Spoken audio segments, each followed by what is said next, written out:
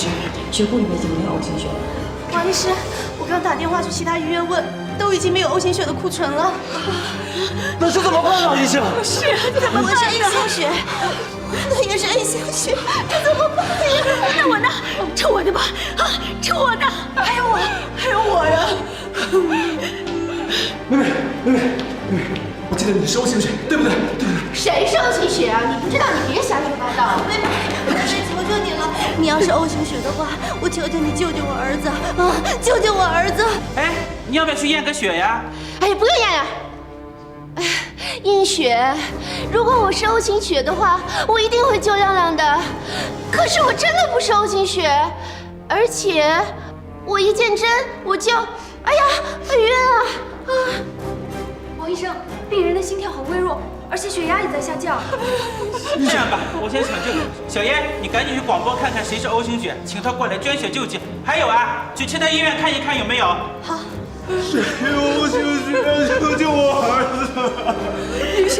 刘雪，你别着急啊，亮亮会没事的。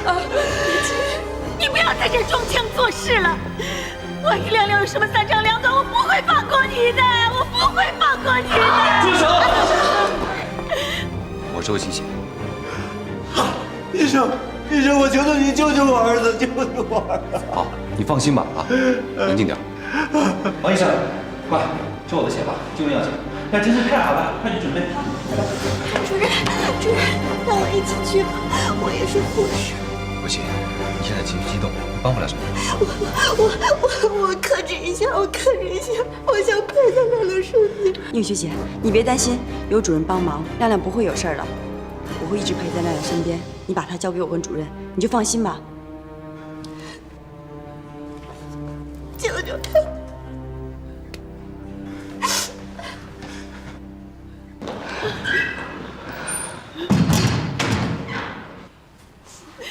丽雪，别着急啊，亮亮会没事的啊。伯母，人各有命，你也别太难过了。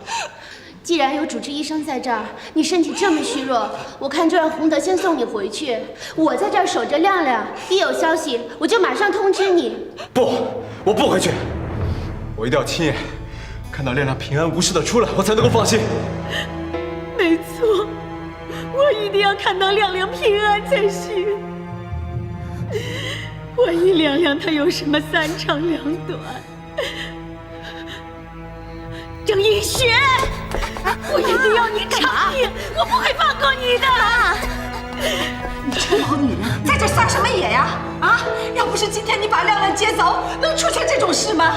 你还在这有脸说呢？你别吵了，这是医院，主任肯定会救亮亮的，你们别吵。好，不吵。没事。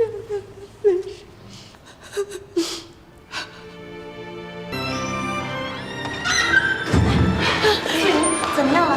亮亮还在急救中，不过幸好刘主任捐了很多血，而且他还为亮亮亲自操刀。他捐了那么多血，他应该休息才对啊！他还……哎，好了，你不用担心，没事的。我去拿医材了。我要先去看亮亮。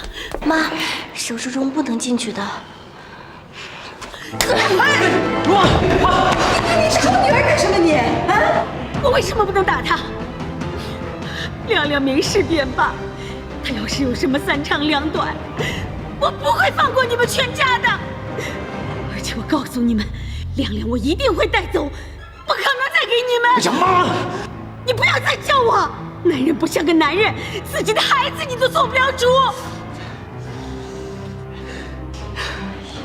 你们不要在这里吵吵闹闹了好吗？别忘了，这里可是医院。宋云，一定要尽力救亮亮，救亮亮。你放心吧。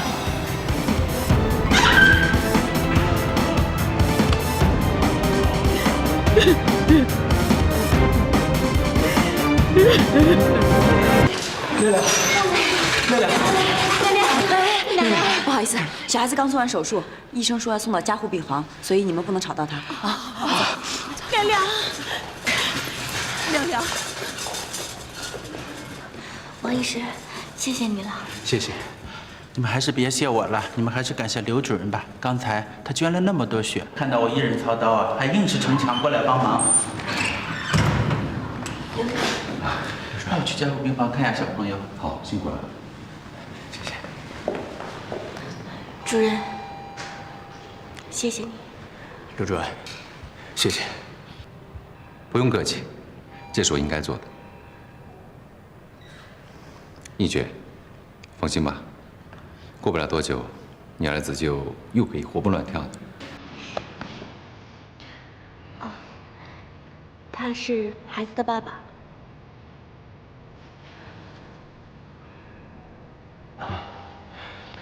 刘主任，你跟易雪之前就认识吗？没错。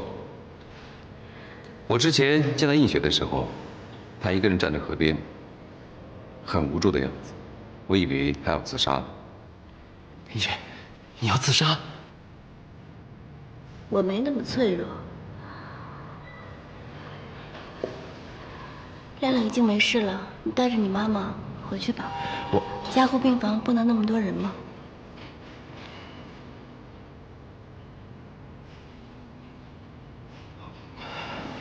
好吧，那就辛苦你了。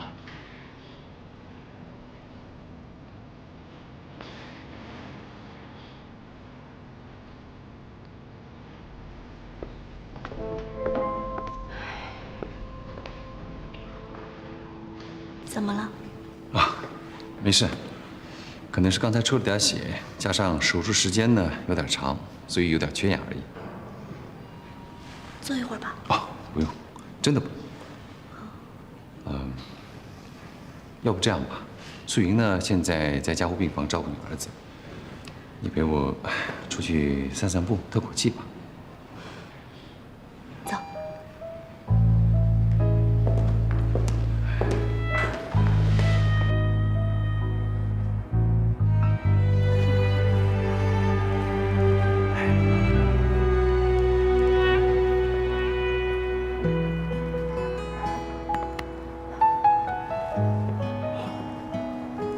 今晚的月亮好漂亮啊！林雪，怎么了？主任，今天要不是你，我儿子可能就没命了。你的这份恩情，我不知道该怎么报答。林雪，说过了，不要叫我主任，叫我嘉诚。还有，说什么报答不报答的？我们又不是古人，非要说什么接环衔草啊，做牛做马。对不起啊，我有点胡说八道了。我觉得你是老天派来帮我的，几次危险都是你在帮我，谢谢。别这么说，之前你也不是救了我吗？而且我失忆的时候，也是你一直在照顾我。我现在救了你的孩子，我们扯平了。不一样，你只是受伤，而我儿子的命都是你救的。好了好了，聊点别的吧。对了，医院的同事告诉我，说你在护理方面非常有一套，是一个非常优秀而难得的人才。那有你这样的人才在我们学儒医院里面，是我刘嘉诚的荣幸。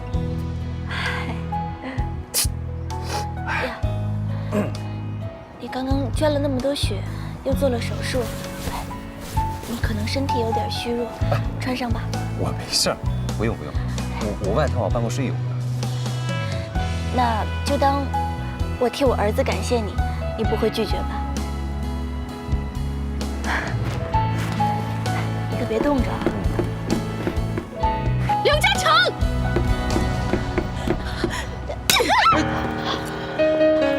你还抱着他，你，杨澜，你干嘛打人你？我干嘛打人？我在打一个不要脸的女人，竟然勾引我老公狐狸精！杨澜，你冷静点，你听我说。你还要说什么？你把我一个人丢在西餐厅里面，让我等了你好几个小时，自己却在这里跟他谈情说爱。刘太太，你误会了。我哪里误会了？这是我亲眼看到的。你写在身上，还披着这个不要脸女人的衣服。不，你怎么可以这么不要脸呢你？刘太太，我跟嘉诚，嘉诚是你叫的吗？你以为自己是谁呀？好了，颜兰，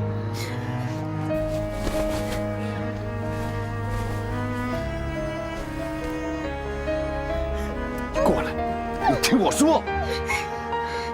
易雪的孩子今天遇到车祸受了重伤，送到医院抢救，所以我就……所以你就怎么样？把我一个人丢在西餐厅里吗？刘嘉诚，医院里面优秀的医生这么多，差你刘嘉诚一个吗？今天是我们的结婚纪念日，你答应要陪我的，结果你却把我一个人丢在西餐厅里，让我等到人家关门，丢人现眼。好，就算你真的是为了要救人，那他打电话跟我说一声，这样不行吗？杨澜，你知道的，在医疗上，时间是救人的第一要素。如果那孩子再晚丢几分钟的话，就没命了。是啊，刘太太，你别误会，我跟主任不是你想象的那个样子。我不管你们是什么样子，刘嘉诚，你今天要是不把张映雪给我开除了，我饶不了你！颜兰，快去把你太太追回来吧。我凭什么追他呀？啊，他一上来就给你一巴掌，而且我是治病救人，我尽我医生的职责，我有错吗？可是，好了，你放心，刚才那话你根本就不用理，你只管安心的工作，为了你的孩子，为了你的生计，你什么都不用管。先不说这个了，快去把他追回来，快去，别让他出什么事儿，快去啊！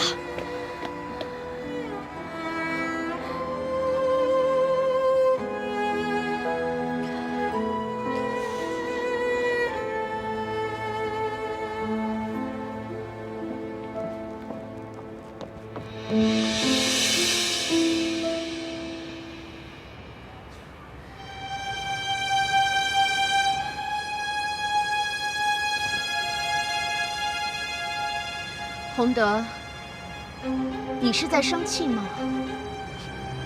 你在生谁的气啊？我替你说吧，你是在生你刚才看到的那一幕。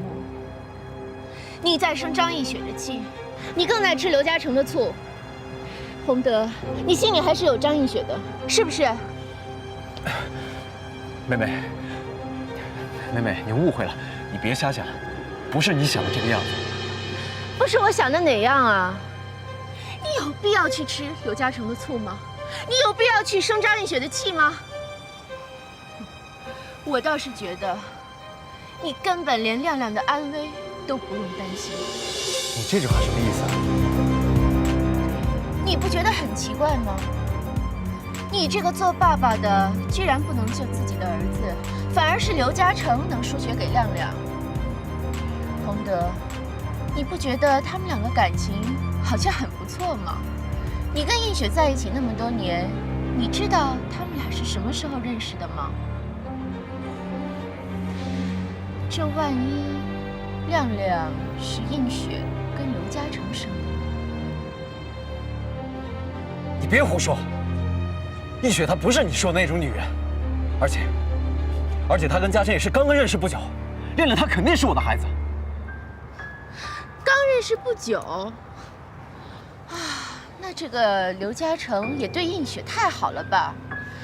以他们这种男女发展的关系速度，真是让我大开眼界啊！不可能，不可能，亮亮肯定是我的孩子。不信的话，可以去验我亮亮的 DNA。好啊，去验 DNA。可是，万一验出 DNA 以后，亮亮不是你的亲生骨肉，那该怎么办呢？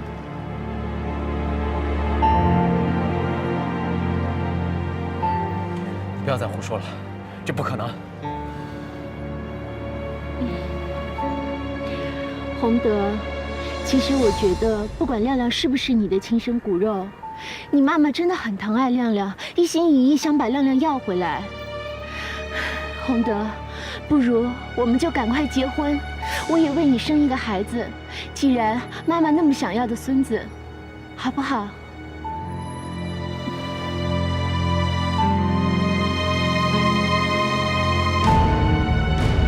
是，什么？查到了？在哪儿呢？好，好，我知道了。嗯，谢谢您啊。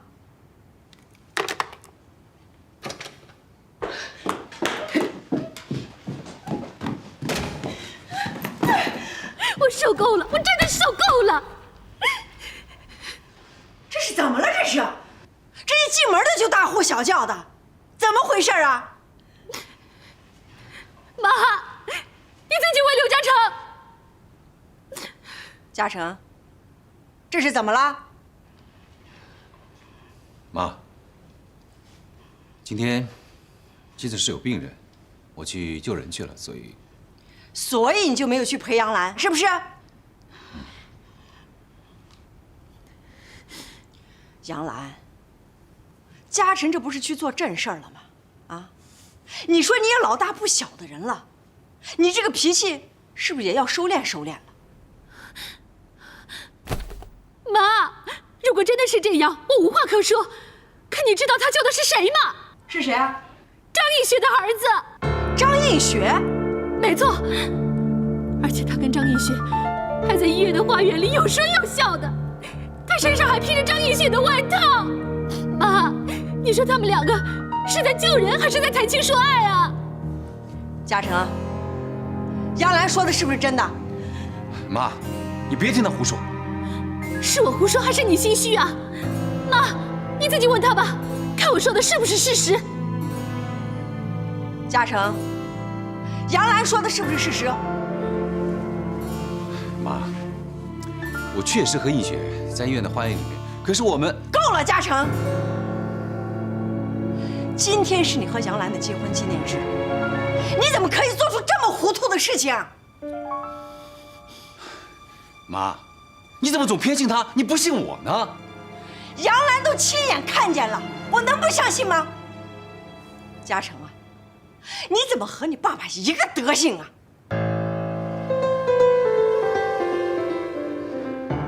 妈，你和我爸怎么样我不知道，但是我希望你不要把你和爸的事情往我身上扯。你别忘了，说到遗传，我身上有你的一半。还有，今天的事情，你可以打电话到医院去问王医生、江素英还有小英、小萌，他们当时都在手术室里面，他们可以为我作证，看看我是不是在救人。哎，你站住！你这是要干嘛？上哪？这个家我实在是待不下去了，如果我不出去透口气的话，我会闷死的。刘嘉诚，刘嘉诚，你给我回来！好了好了，吵，你一天就知道吵。难道你就不顾及下你丈夫的形象啊？顾及下你丈夫的面子，你就不能迁就你丈夫，忍耐你丈夫吗？妈，嘉诚他真的跟张映雪他……好了，事情如果真像嘉诚所说的，明天到医院去查查，不就清楚了吗？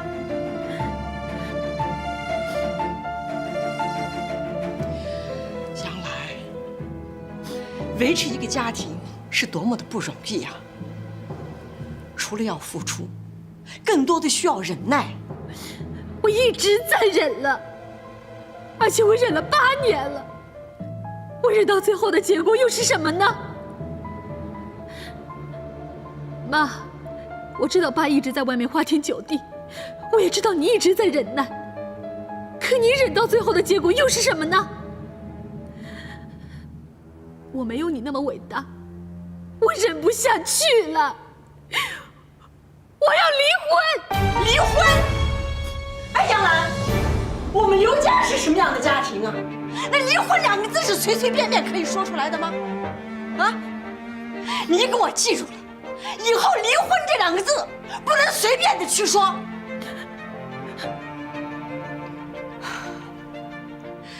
至于那个刘嘉诚，我会帮你去看着他。至于那个张映雪，我也会处理他。妈，哟，好啦，赶紧上楼去，把我刚才说的那些话好好的去想一想，啊，去吧。可是我，可是什么？快去，上去！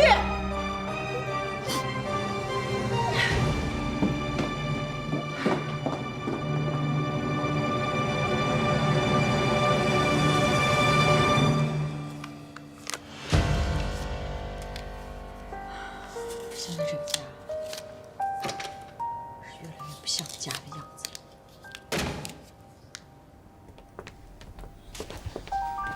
哎呦，妈，您这又怎么了？是啊，才刚你就听你大吼大叫的，出什么事儿了？我是说这个家，现在是越来越不像个家的样子了。哎呦，这到底又发生什么事儿了？是啊，干什么去了？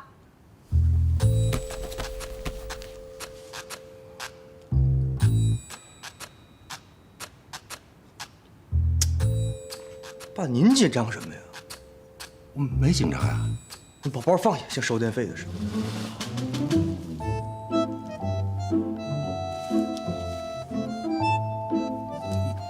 珍珠啊，你这是说嘉佑还是说我呢？当然是说你了。不是告诉你我今晚上去应酬了吗？应酬是吗？当然啊，我正好跟嘉佑在一起，所以啊，我们父子俩就一块儿回来了，是吧，嘉佑？啊？哦，对，我是跟我爸一起应出来着。啊，你看，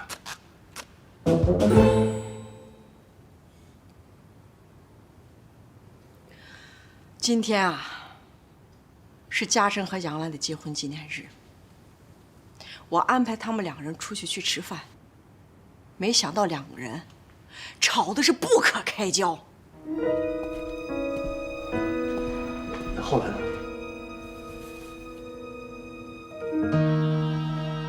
事情的起因就是因为那个张映雪。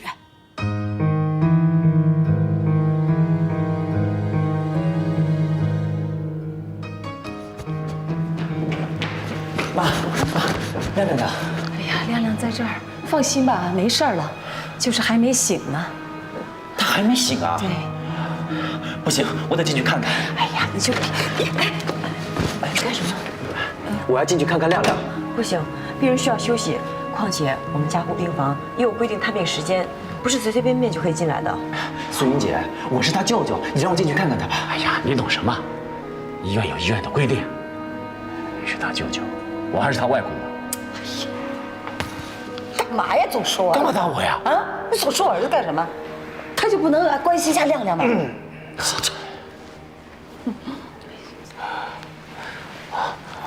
我们家外孙他情况怎么样了？啊，伯父，你放心好了，主任已经为他输了血，而且手术很成功，亮亮没有什么危险了。那就好，那就好。哎，你电话里不是跟我说洪德也在这儿吗？那人呢？哎呀，走了。哎呀，今天呢就是洪德他们来抢亮亮，不然亮亮也不会发生这样的事儿。又是这几个畜生，我早晚得收拾他们。收拾！你除了会打架还会干什么？好了好了，没什么事儿，你就先回去吧。啊，明天早点来啊，快回去。妈，还是你回去休息吧，这儿有我照顾就行。是啊，你呀在这儿辛苦一天了，还是我和小飞留下，你回去咱们换换啊。哎，映雪呢？去感谢那个刘主任去了。哎呀，好了，这里没什么事儿，你们爷俩就走吧啊！明天早点过来啊，快走吧。是啊，伯父，你把伯母和殷姐姐交给我就好了，你就放心吧。好，小飞，咱们走吧。不，我不走。万一那几个畜生又来抢亮亮怎么办啊？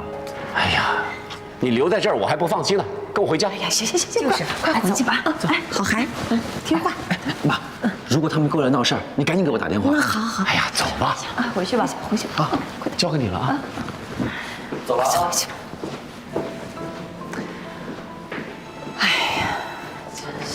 伯母，你也别太着急了。哎呀，你看休息会儿吧。哎。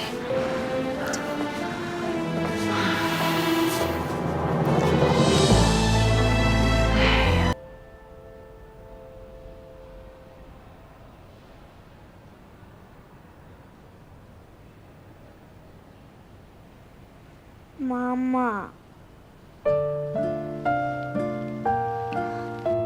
亮亮，醒了，亮亮。妈，我没事了吧？没事了，还疼吗？早上的时候还在加护病房呢，医生说你没事了，才到这儿的。妈妈，你都陪着我是不是？是妈妈不对，都是妈妈不好。妈妈不该让亮亮受伤。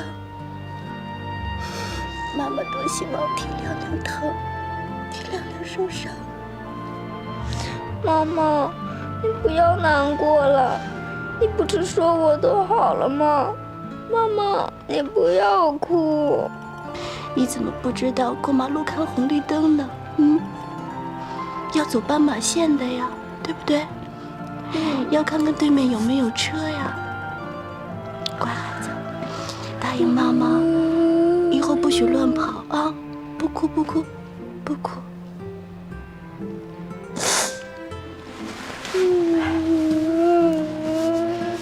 妈妈可不能没亮亮啊！要没有亮亮，妈妈就不想活了啊！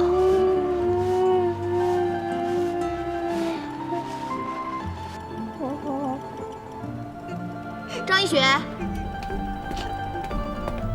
张一雪，是你？你找我？原来你是刘家佑医师他太太的大姐啊！你有事吗？不是我找你，是院长找你，跟我来吧。亮亮乖乖在房间等妈妈，妈妈一会儿就回来啊。躺好，慢一点啊。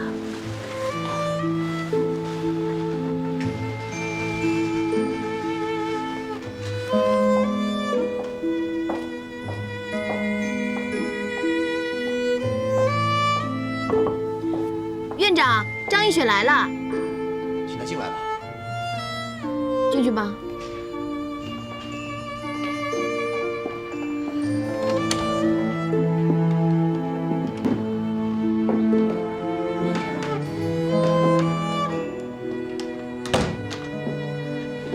伯母好，你是张小军的姐姐，不必客气，就叫我亲家吧。医院有医院的规矩，离不可废。那我能不能直接叫你映雪？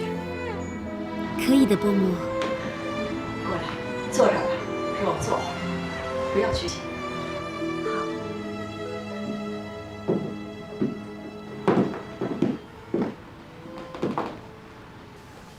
既然你刚才说离不可废，但是你应该知道，在医院里边上班，医生跟护士之间是要保持距离的。伯母，如果您指的是您的大儿子刘主任，那伯母和院长可能有误会了。昨天是因为我儿子出了车祸，所以这些事情我们都知道了。再说，我儿子家臣救人也是应该的。哦，张一雪，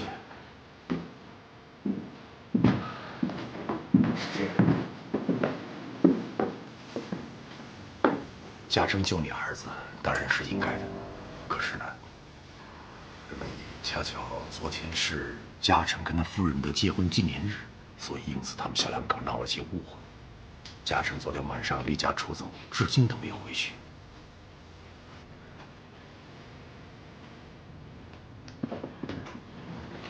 对了，叶雪，昨天在医院里，我嘉诚有没有跟你再见过面？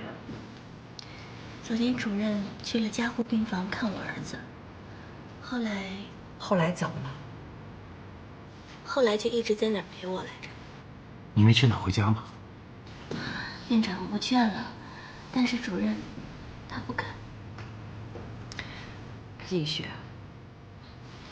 你大概也已经知道了，我家儿子嘉诚和儿媳妇两个人并不和睦，这也怪我。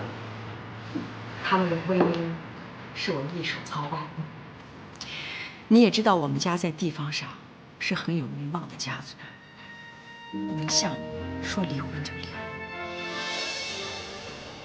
可是伯母，当然，院长呢很肯定你的才华，医院上上下下的人也都说你很优秀。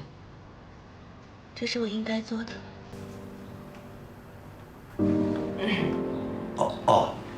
张雨轩，我给你写了个推荐信，希望您到我们同学的医院去应聘。你放心，那儿医院的规模比我们徐州医院规模要大多了。您这是要赶我走吗？映雪，不是要赶你走，可是我儿子嘉诚和大儿媳妇最近确实是为了你经常在争吵。我也希望你能够理解我们做家长的难处。映雪，这就是那份推荐信。院长是我的老同学，我在信上写得很清楚，希望那边待遇能比这边高。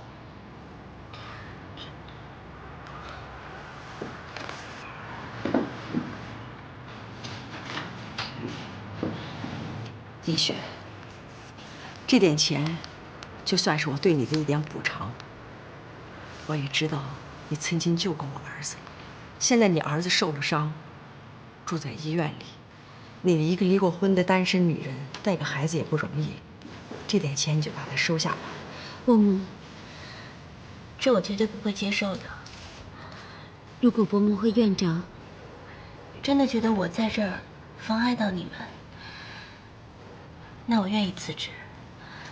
但是这个钱还有推荐信，我是不会接受的。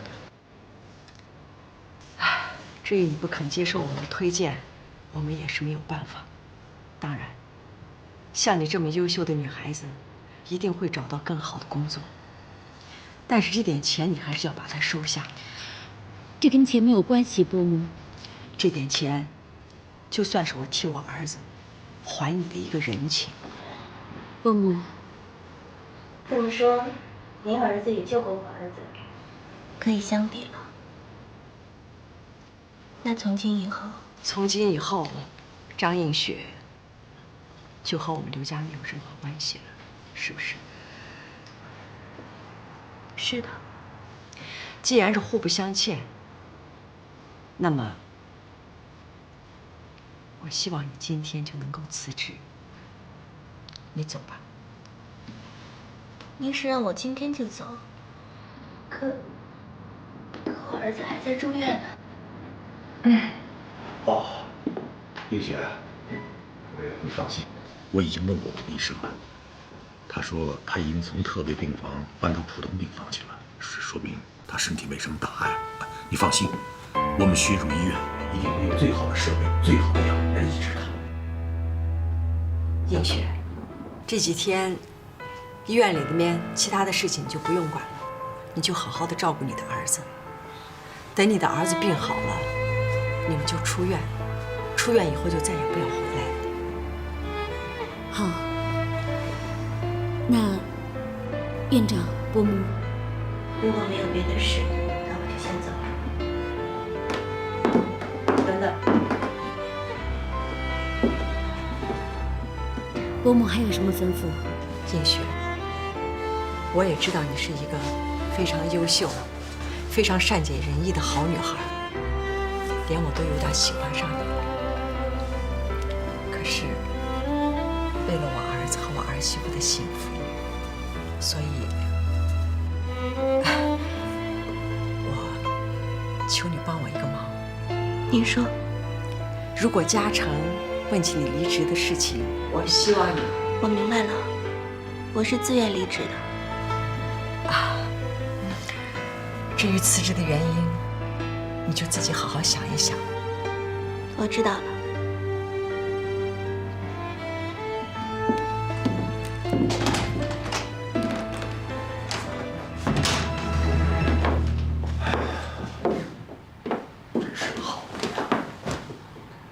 医院上上下下的医生护士都在夸他，真可惜。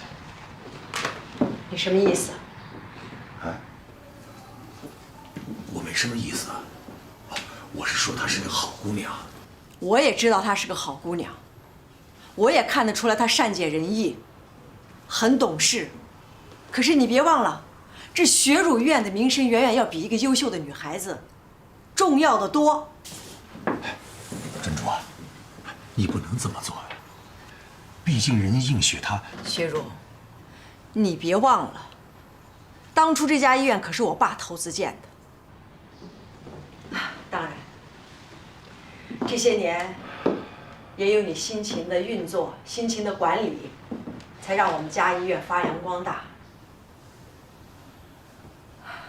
现在我爸爸不在了，我有责任要好好的守护好这家医院，不管是在财务上，还是名声上，我绝对不容许我们学乳院的每一个环节出现任何状况。你明白吗？你怎么不说话？你让我说什么呀？反正咱们家大大小小的事儿都是你做主，你看着办吧。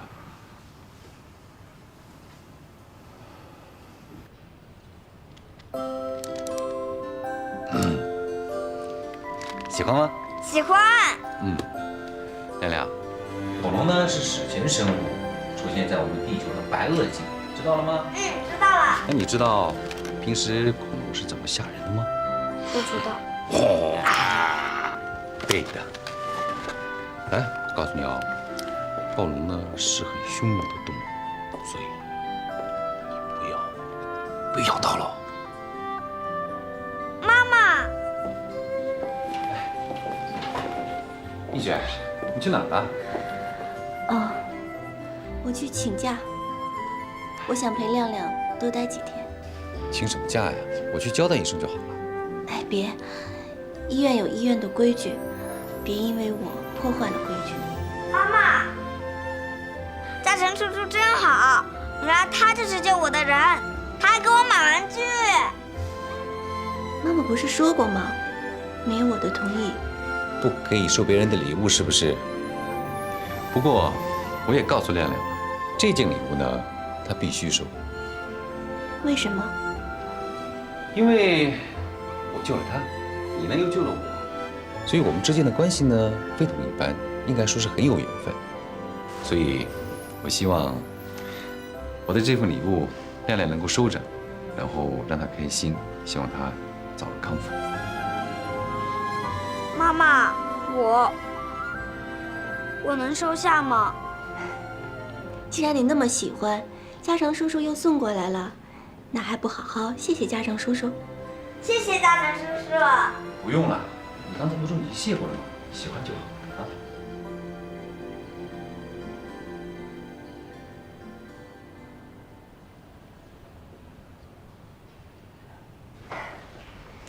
你这么看我干嘛？我有什么不对吗？一雪啊，才这么2、3天，你就这么憔悴了，你应该好好休息和调养一下。我还好，倒是你啊，给亮亮捐了那么多血，又给亮亮做手术的，你这么忙，你应该好好休息才对。这样吧，现在亮亮已经好多了，你也应该把心情放轻松一点。不如晚上，咱们就进行咱们约定的第一次晚餐。亮亮，奶奶，亮亮，哎呀，我的乖孙子，爸爸有事不能来，所以奶奶先来看你了。映雪，你辛苦了。亮亮，你知道吗？你被车子这么一撞，奶奶担心死了。心里面又慌又乱又着急。还好我们亮亮没事，要是亮亮有什么三长两短，奶奶也不想活了。奶奶不要难过，亮亮好好的，奶奶不要伤心。你知道吗？书写给我的就是这位嘉诚叔叔。不好意思啊，我一心急着看孙子，太失礼了。昨天没能来得及谢谢你，刘主任呐，真是谢谢你捐血救了我孙子，谢谢你。您不用那么客气，其实这是我们做医生应该做的。更何况，刘主任跟映雪可是好朋友呢。好朋友？对呀，他们正在交往呢。妈，好了，你已经跟洪德离婚了，就不要再叫我妈了。我告诉你，只要亮亮的身体一好，我立刻把他带走。我不同意。张映雪，我告诉你，这件事由不得你不同意。嘿，这事儿啊，不管映雪同不同意，我也不同意啊！啊，想干嘛呀？大哥，我刚才见爸在找你。好，我知道了。各位，往医院里探望病人呢，人数比你太多，一会儿你们看完以后就请离开吧。亮亮也需要多休息。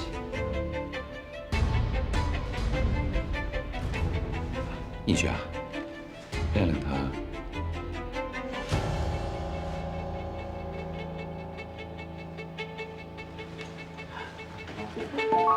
听见了吧？啊，那刘主任说了，让你们赶快走，走人。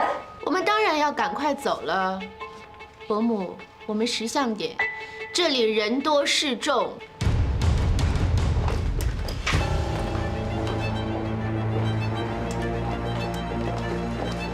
这个狐狸精！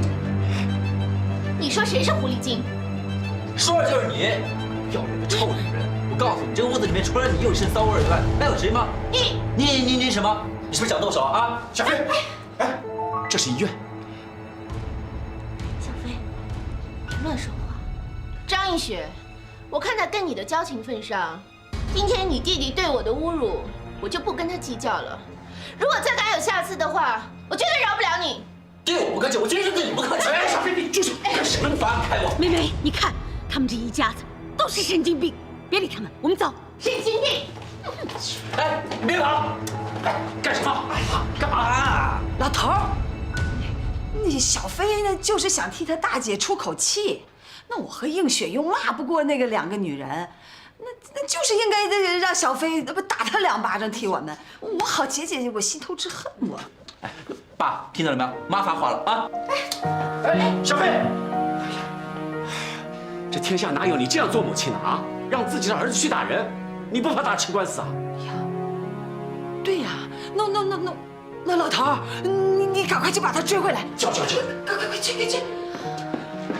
小飞，妈妈，我好害怕，叫他们不要吵架了。妈，你这么教育小飞是不对的。哎呀，我就多了个嘴嘛。那我现在去追他回来，去吧。那我去了啊。好。哎呀，小飞呀，姐，小弟办事怎么还这么鲁莽？他从小最听你的话，你见到他一定要好好说说他才行啊。知道了。阿姨。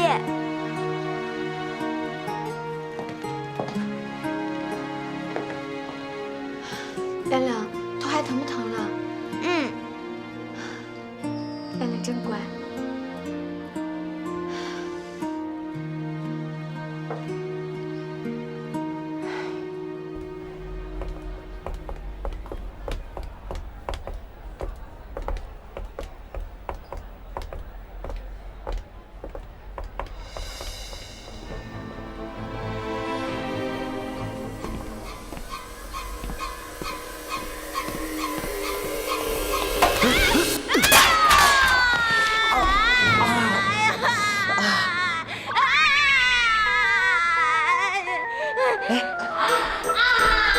赵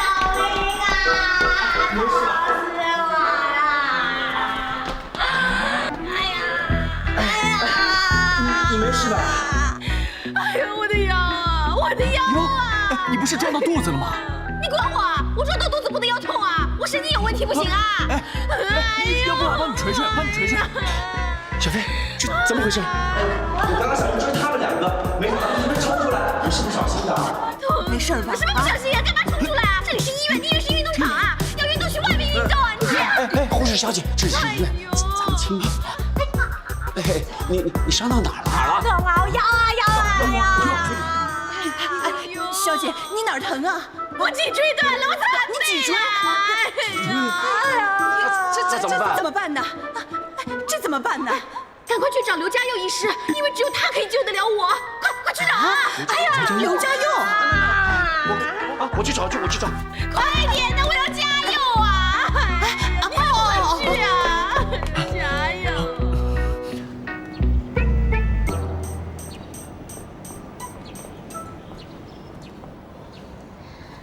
这些天怎么样啊？在婆婆家还适应吧？啊，谢谢姐，一切都挺好的。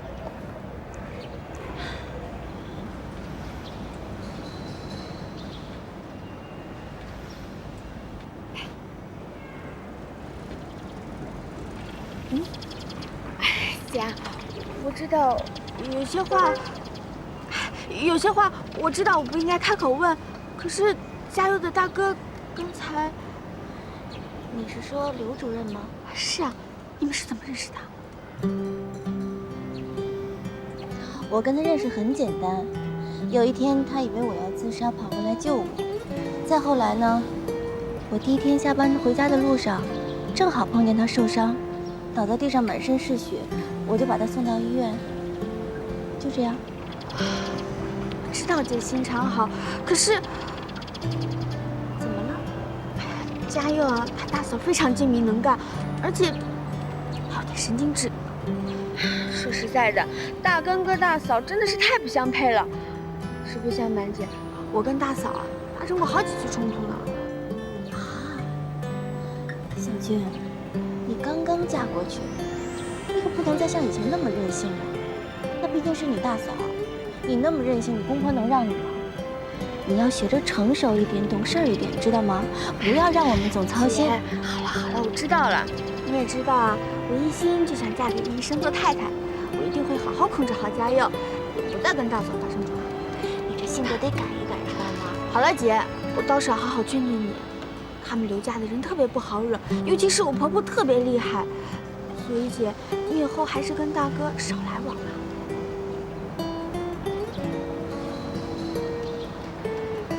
你放心，我已经辞职了。辞职？什么时候的事啊？今天。姐，那以后你们怎么办？还有亮亮的。你放心吧，你别忘了，姐姐我是护专毕业，现在医院那么缺护士，我去应征没有问题的。姐，我不是担心你的能力，我是……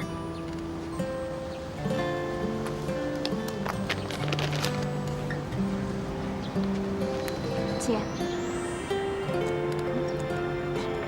拿，这什么？这些姐你先拿着。钱？为什么要给我钱呀？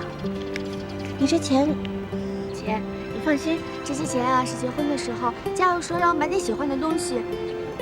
如今亮亮受伤了，你又把工作辞了，肯定需要用钱啊。小军，姐姐身上还有积蓄，等我需要钱的时候，我会跟你说的。哎，拿去。姐，你就拿着吧，别跟我客气。真的不用，收好了啊。姐，你拿着吧，你就拿着吧。怎么，两姐妹在这儿谈心呢？大嫂，小军，我有些话想单独跟你姐姐说。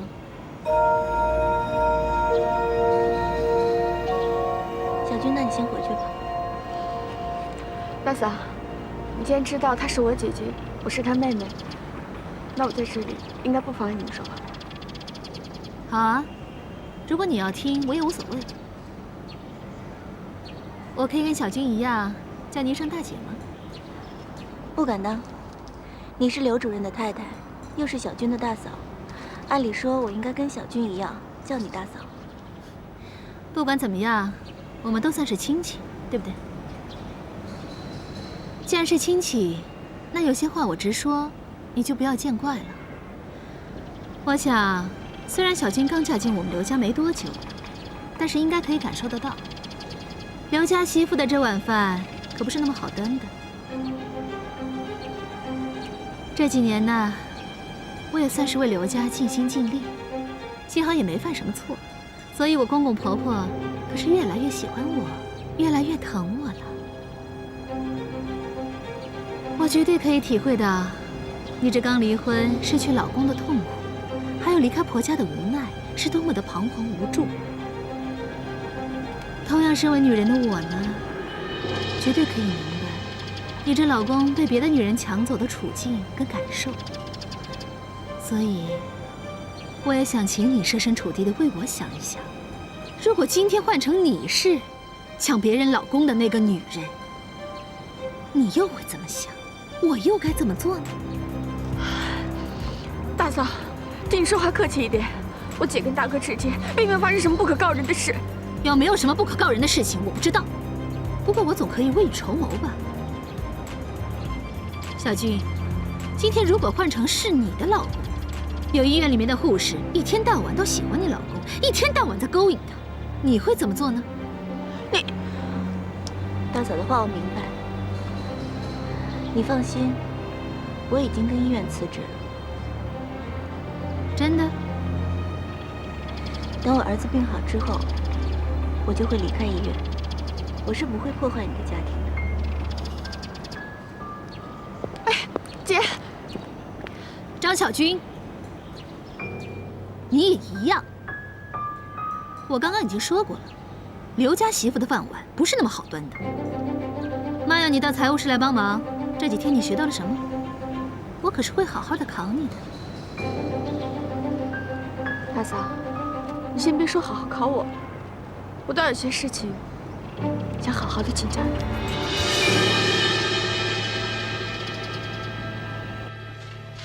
大嫂，就这几项账目的往来我看不懂，还请解释一下。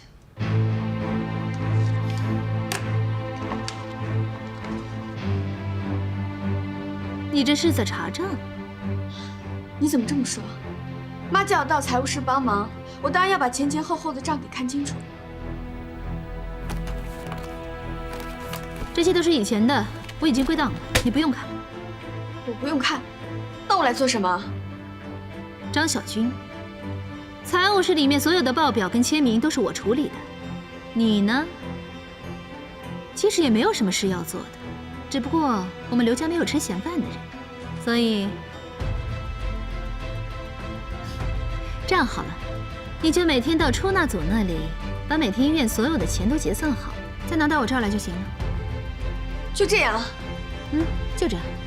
可是妈让我来财务室，她是让我……张小军，请你搞清楚，我是医院的财务主任，医院里面所有的财务都是归我管的。其实我们医院没缺什么人，只不过妈怕你在家太无聊了，会出去花刘家的钱，所以才要我随便安排一个工作给你做。即使没事，我也会找事情做的。大嫂，请你以后说话斟酌一点。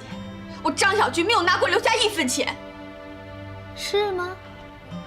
可我刚刚才看到，你拿了一大叠钞票，想给你大姐，不是吗？怎么，我冤枉你了吗？这是家佑给我的钱，我没有贪污过医院的钱。你这话什么意思？我没什么意思。妈既然让我来财务室帮忙，我就应该把这些账看清楚。大嫂，你别忘了，我可是学商的。你的意思是，我拿了医院里面的钱？我可没这么说。本来我应该看账，可是如果你不让我看账，只是让我出去那组把钱送过来给你，我觉得任何一人都可以这么做，你根本就不需要用我。好啊，有本事你去跟妈说呀！我会的，我会把这些事情都去告诉妈的。你。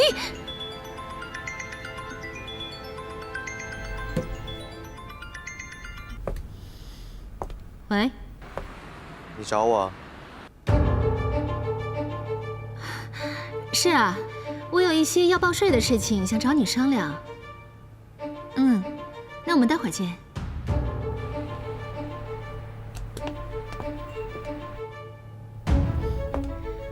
会计师那边有事要找我，我要出去一下。还有，张小军，这儿所有的资料我已经归档了，你最好不要乱动。而且，档案放在哪里，我都非常清楚。要是谁乱动了，我一定知道，而且我绝对不会放过他的。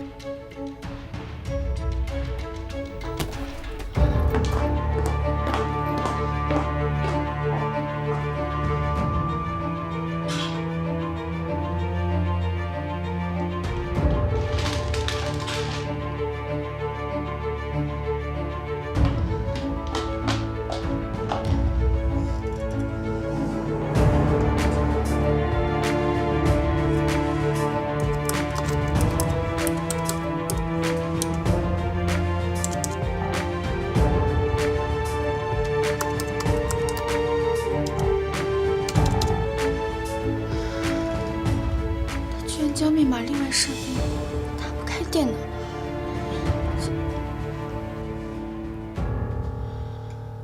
哎呀，我的鸡嘴啊！你给他看看，我看看。哎，你这，哎呀，这怎么办呢？这个，你没事吧？宝。二姐夫，哎呀，加油！爸妈、小飞，你们都来了。谁受伤了？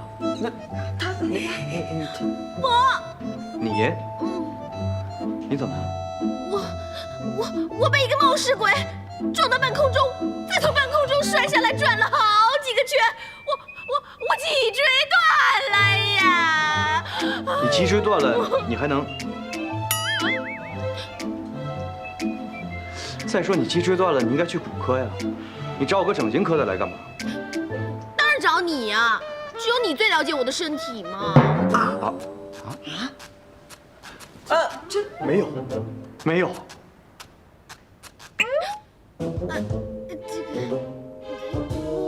我的意思是，我被这个冒失鬼给撞到了，那我有可能哪里歪掉，将来需要整形嘛，所以我当然是找我们医院最有名的整形医师来帮我看一看喽。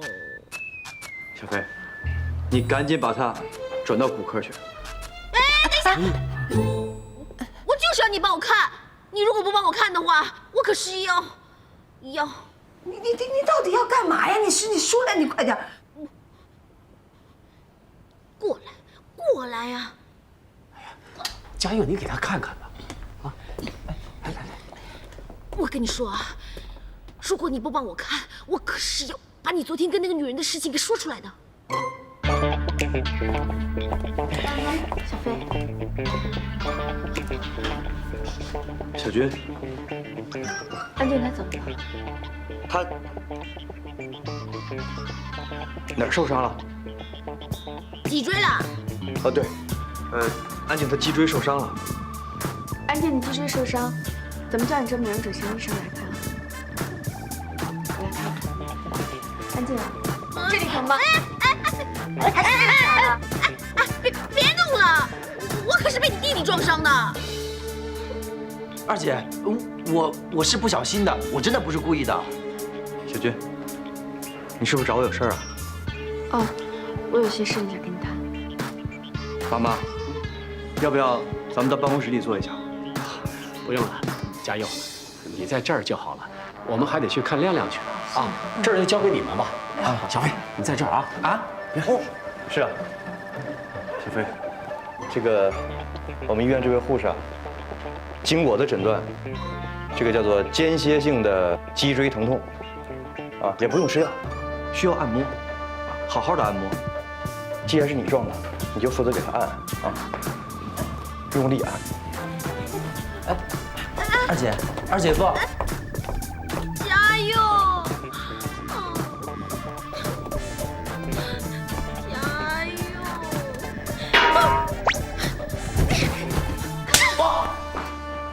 你干嘛打我啊？我是你可以随便摸的吗？啊！你不是说你脊椎疼吗？所以我脊椎怎么样了？我的脊椎啊，刚刚被嘉佑这样子一摸，全都已经好了。我告诉你啊，你这臭流氓，你以后再敢用这只手来摸我一下，我就把你这只手给剁了。你竟敢骂我是流氓！你再骂我！你死流氓、臭流氓、烂流氓、不要脸的流氓！骂你流氓怎么了？啊！臭流氓！你说大嫂的财务不清？我是在想，如果账目没什么问题，她为什么不肯让我看啊？应该不会的。妈那么精明，大嫂应该不敢在账目上做什么手脚。可是如果是这样，那她以前的账为什么不肯让我看啊？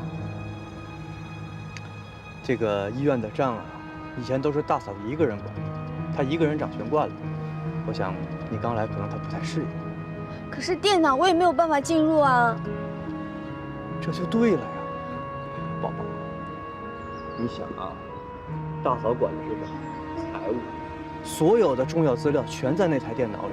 大嫂又不能24小时盯着那台电脑，要是随便让人进的话，咱的财务不全曝光了吗？可是妈给我的密码，我输入进去，无论怎么样都会被拒绝。可见大嫂在新的电脑里又输入了私人的密码。你说这样，我怎么才能知道公司的财务，还有整个医院的运营状况啊？还有啊，大嫂叫我到出纳组，只是负责收钱，这也太小看我了。分明是故意要跟我难堪的。哎，你可别这么想，别这么想。很多事情呢，需要过程。我想，等慢慢过了这段时间，大嫂适应你了，她自然会把这些事情交给你处理的。慢慢适应。哎，那要是妈问起来我对公司的财务了解多少，我一问三不知，她肯定会认为我偷懒的。这个你不用担心，妈那边有我。老公是干嘛的？老公是专门用来对付妈的。好了，咱俩刚结婚不久，你也不用一天总想着医院的事情。有时间的话呢，多出去玩玩，出去转转。你的意思是说，我一天到晚不陪在你身边，可以吗？还是你自己想有一些时间啊？小娟，你这话怎么说的？嘉佑，我们刚开始交往的时候，我就告诉过你，我是个心直口快的人，我心里藏不住一丁点秘密，所以我希望你以后也不要对我有所隐瞒。你放心，你告诉老公，你究竟在担心什么？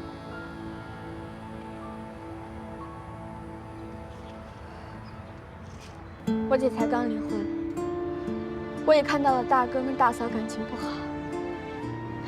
以前我对婚姻充满了憧憬，可是现在我却对婚姻充满了害怕，充满了不安全感。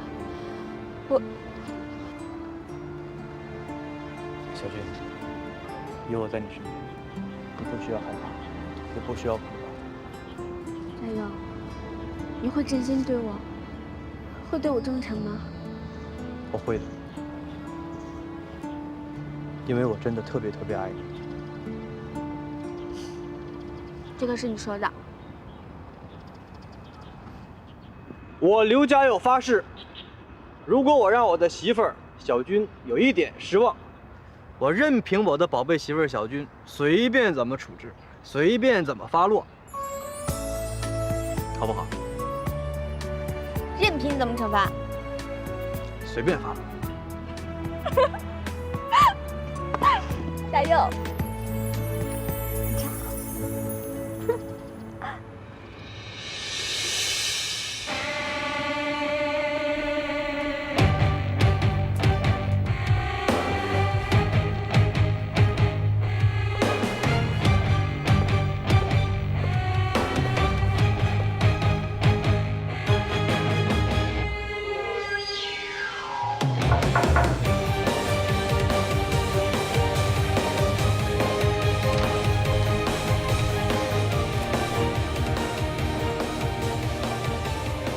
怎么，这么着急找我，还发脾气啊？我问你，这几天你都到哪儿去了？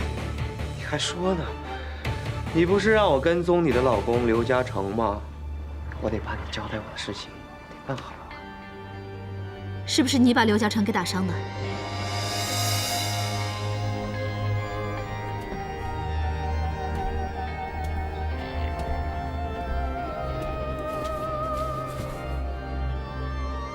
没错，不是你让我去收拾他。我是叫你教训他一下，我并没有要你把他给打死啊。我哪有把他打死啊？我就让他受了一点伤而已。什么叫受了一点伤？你差点把他打死，你知道吗？那天嘉诚一回来，就跟我吵架，甩头就走。我是因为气不过才打电话给你，要你教训他一下的。我刚刚做完一个大手术，我现在很疲劳。我一进门就看你的脸色啊，替你唠叨，你不高兴是吧？好，我走行了吧？刘嘉诚，你给我回来！刘嘉诚，回来！刘嘉诚，刘嘉诚！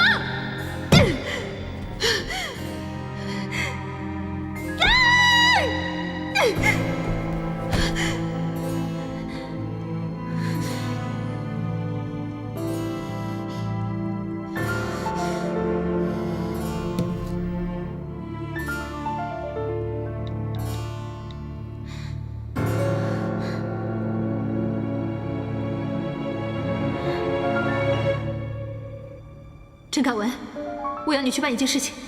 想不到你下手这么重，差点把他给打死，而且还让他失忆了好几天，你知道吗？哎呀，你说我这教训他，这下手我哪能分得了轻重啊，对吧？再说了，你都没告诉我刘嘉诚会练过几手，那天我差点都脱不了身，所以才把他打成现在这个样子。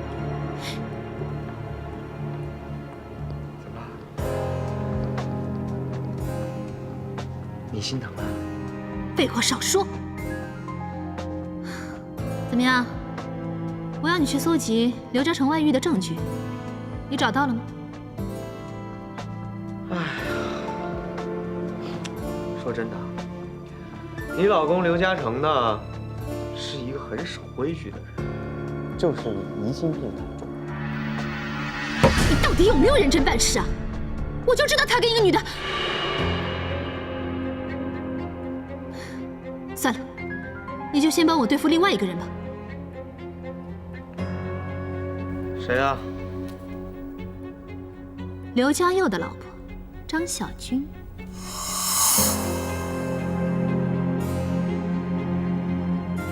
张小军？没错。自从家佑娶了她之后，我们刘家就一直不平静。而且他现在在医院里也开始查我的账了。在我没有达到目的之前，我不允许任何人来破坏。所以我要你去对付他，让我能够完全掌控学儒医院。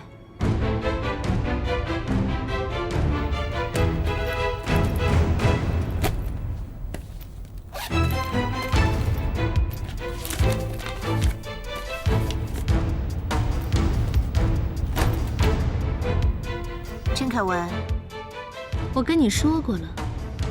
刘家真正掌权的是我婆婆珍珠，她最怕学儒医院里面有任何丑闻发生，所以我才要你去搜集证据。如果搜集的丑闻越多，对我掌控刘家就越有利。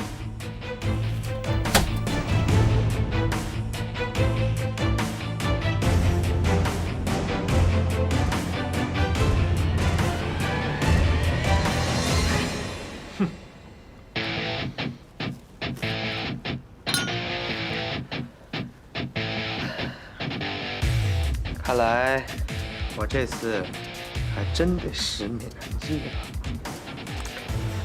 不过我付出这么大，这点钱好像不够啊。这只是定金，如果你事情办得好，我会重重赏你的。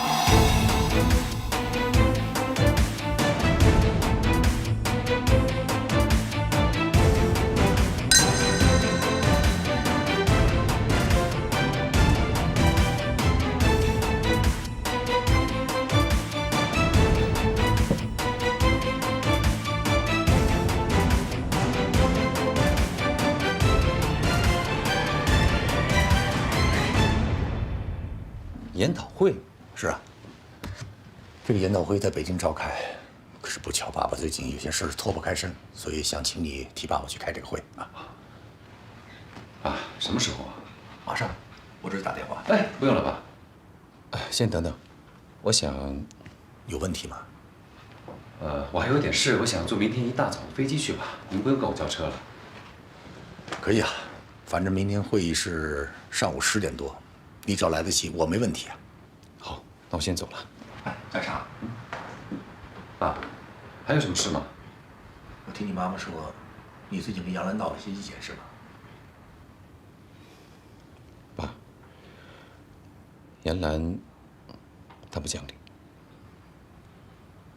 小陈啊，男人嘛，在外面逢场作戏那是很正常的，可是千万不要认真啊！我知道，一个男人碰上一个女人，虽然离了婚，可是风韵犹存，而且会显示他更加独特的气质，的确很吸引男人。所谓我为优，爸，您到底想说什么呀？您该不是指我和张艺雪吧？还能有谁啊？爸，我是您儿子，您还不了解我吗？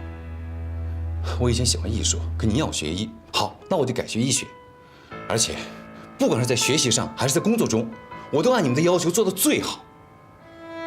而且，这么些年，我也从来没有干过出格的事情。这些还不能证明我是一个守规矩的人。大成，这一点我相信。这也是正是这些年来我一直为赢你而骄傲的事情。只不过是，嘉诚啊，我怕你顶不住外界的诱惑，会。爸，您放心吧，如果有什么事情的话，我也一定会和您说的。如果我真要追求什么别的女孩，我也一定会先和杨澜把婚离了以后再去追求的。你胡说什么？我不同意离婚。爸，离不离婚不是我说了算。您不知道，这些年，杨澜不知道跟我提过多少次离婚2个字。以前我都忍着，可是如果她再跟我说离婚的话，我一定会非常爽快地答应她。嘉诚，嘉诚！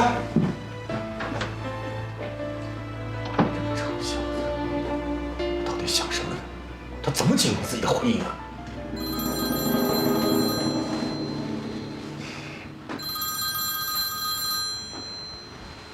喂，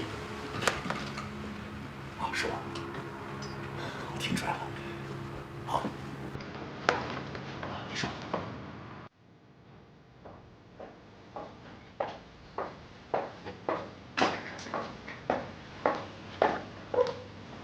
为了我们的相遇与认识，今天我以果汁代酒敬你一杯。谢谢。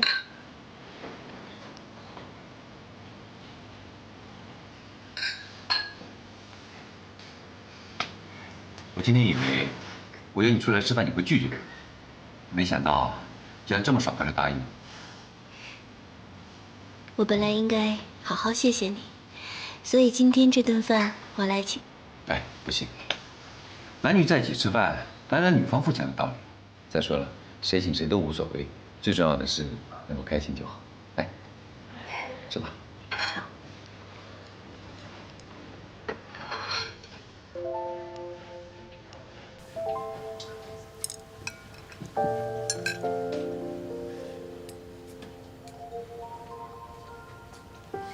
怎么了？你不开心吗？不是，其实认识你以来，我发现我变得快乐和开心了很多。哎，不瞒你说，我之前已经不太相信这个世界上还有这么优秀、这么好的女孩，可是你的出现，改变了我的看法。其实，我认识你之后，也改变了很多想法。我的人生观跟以前也不大一样了。当然，还是要谢谢你救了我儿子一命。不用的。啊，知道为什么我这么着急的约你出来吃饭吗？这不是我们约定好的吗？这只是一方面。我明天一早啊就要飞北京，替我爸开一个医学会议，所以我就迫不及待的把你约出来。你要离开几天呀？那，你今天不是应该陪你的家人吗？尤其是你太太。其实，怎么说呢？我和我太太呀，个性很不相同。我有我的兴趣，她有她的爱好。她喜欢人多，喜欢购物、逛街、打麻将什么的。我从来不喜欢管她的。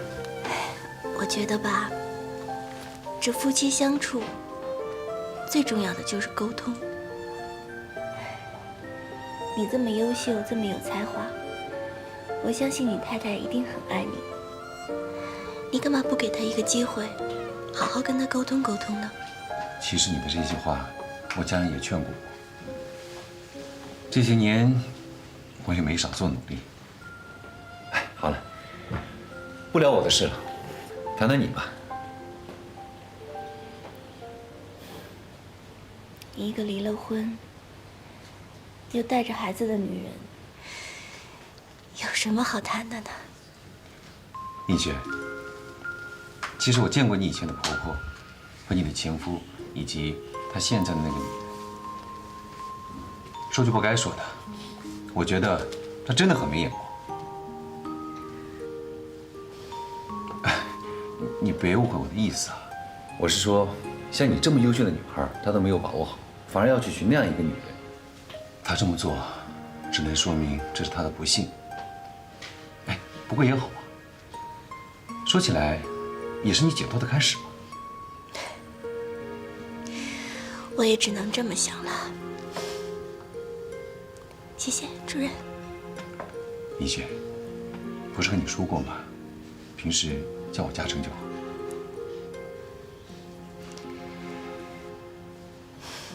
嘉诚，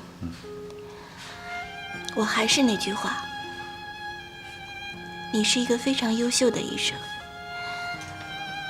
我觉得你应该把你的主要精力都放在医院，去发挥你的特长，去帮助那些需要帮助的人。那我们怎么了？我们既然已经是朋友了，那就永远都会是朋友。丽娟，我怎么觉得你话里有话？你是不是有什么心事？告诉我好不好？没有啊。来，再次谢谢你。丽娟，说过的。你说过，不要让我谢谢你。对呀。好，那我敬你。祝你幸福。也祝你幸福。